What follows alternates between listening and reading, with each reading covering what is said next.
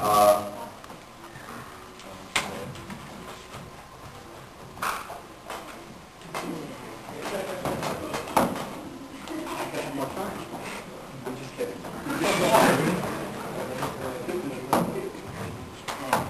was a big debate earlier this year about S-chip and funding health care for children.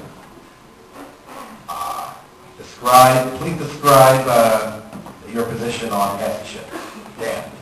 Well, Senator Obama, I believe, was in favor of S-chip. Can't really say the same thing about McCain. Maybe he doesn't like children. Not quite sure about that one.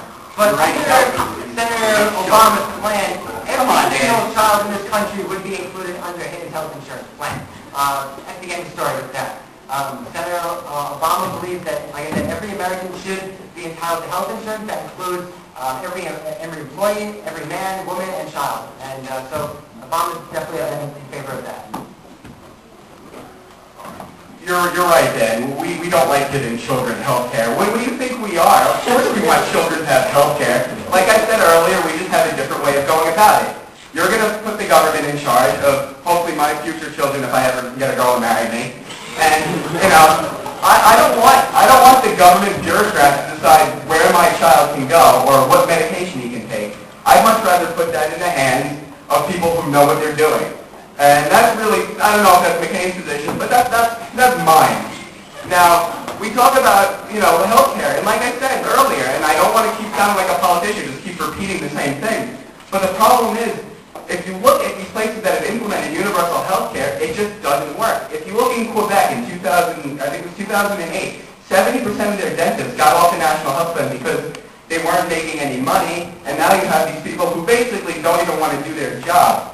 Now, you look it up, we could stay in the mouth if you like. There's basically women in the UK who pull their own teeth out using pliers because basically they couldn't get the National Health Service, they couldn't get a doctor because they didn't want to take them on. Now, I don't know, when I have a kid, he's going to go to the dentist, hopefully regularly. I'm going to try to make him brush his teeth, but I don't know if he's going to. But when he does go, I don't want to have to pull out his teeth. You know, I want health care that's, like I said, quality. Not just there, but quality. Under Obama's health care plan, you keep saying that everyone's going to be covered. He says the kids are going to be covered, which is great, but not everyone's going to be covered under his plan, and that's something that I feel like people aren't recognizing. Dan, 30 seconds. Well, Alex still here didn't figure out a reason why Senator McCain voted against CHIP, which is interesting, the child health care plan. He also, before he mentioned about some third-party organization where he got stats and saying Senator McCain's plan would have 2 million more people. Maybe he got the stats and things to do. Not quite sure about that one. No, we haven't conducted a study yet. Senator Obama's plan will not force anyone to have federally mandated insurance. They have the option of using their own insurance providers. So if they have better insurance than what the federal government is going to provide, they can use that. My opponent loves mentioning Canada. I don't really know why the Republican Party never did that strong advocate of Canada until now. But because they're doing something wrong. Well, Senator Obama's plan, is going to basically change the direction of this country. My opponent really has never really explained how Senator McCain plans on incorporating the 45 million Americans who currently don't have health insurance into the current society. Okay, thank you. The last question goes to Alex. Alex, there are in several states in America are having problem providing specialty services and health care to their citizens because of skyrocketing malpractice costs.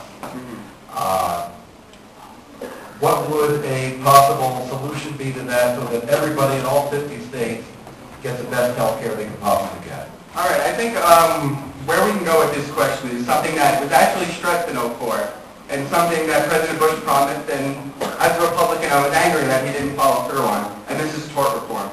It's completely unfair that when a doctor follows the guidelines and follows what's supposed to happen, all the safety protocols, and something goes wrong, that the patient can sue and sue and sue until these doctors really can't afford to stay in practice anymore. And there's a reason why you're paying those high premiums. It's to basically pay lawyers.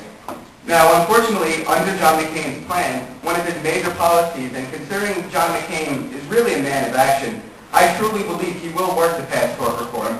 And also what he's going to do is he's going to bring transparency to healthcare costs. Make it public. Let you know why you're paying all this money to go see a doctor. It's not fair that everyone, you go to a doctor, like I just went to a chiropractor, and I got a bill surprisingly for $1,000. And I looked at it, and it was $800 just for an office visit. And I don't know why. And I want to know why. And under John McCain's plan, we will have transparency. And basically, that's where I want to go with that. Dan, 90 seconds. Well, I can tell you why your doctor charges $1,000 because he can. That's what you do when you have, an unregulated market. Doctors can charge whatever the heck they want because they know they can get away with it. Under the federal insurance provided under the universal health care, Obama would then, an administration would help set some kind of guidelines that would, make sure that these doctors didn't charge such high amounts. They also, in terms of tort reform, I think Senator Obama being, editor of his law review would definitely best be able to handle tort reform. I do agree with my opponent here, probably the one instance in that litigation in terms of malpractice has skyrocketed up. 30 seconds out, wrap up. We agreed. I'm almost speechless. But basically, like you said, Obama's plan, you have to understand, too, we keep saying universal health care, but Obama contests that this is not universal health care what he's doing. He's going to allow people to keep their own private insurance. Now, this is great if it's still there. Now, if you look at what's going to happen is that the government is going to be able to artificially keep their premiums low and drive the private industry out of business. If you look at the numbers, under Obama's policy, 56 million people will no longer be insured under private insurance. Thank you very much. Thanks to Alex and Dan for speaking